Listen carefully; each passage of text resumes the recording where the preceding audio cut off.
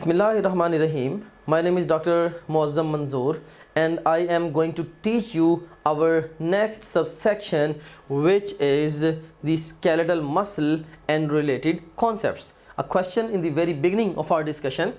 Statement is support is provided to human body by A option is muscles, B option is cartilage or cartilages, C option is bones, and D option is all of these. And of course support is being provided by the muscles, cartilages as well as the bones. So best response would be delta to this question.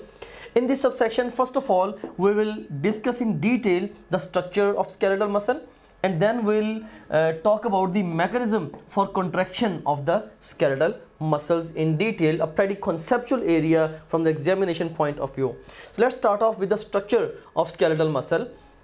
I have a question for you at this stage. Which of the following layer of connective tissue is present around muscle fibers? A option is epimysium, B option is perimysium, C option is endomysium, and D option is sarcolemma. And the best response to this question is endomysium. All right. So ये पूछा आपसे क्या गया है? Layer of connective tissue जो कि muscle fiber के around present है. Answer is endomysium. And another array of questions. A option is muscle fiber, B option is myofibril, C option is sarcomere, and D option is myofilament.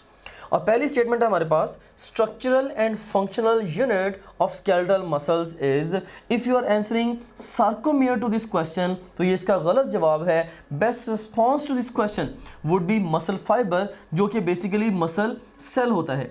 जो sarcomere है ये just contractile unit है. Sarcomere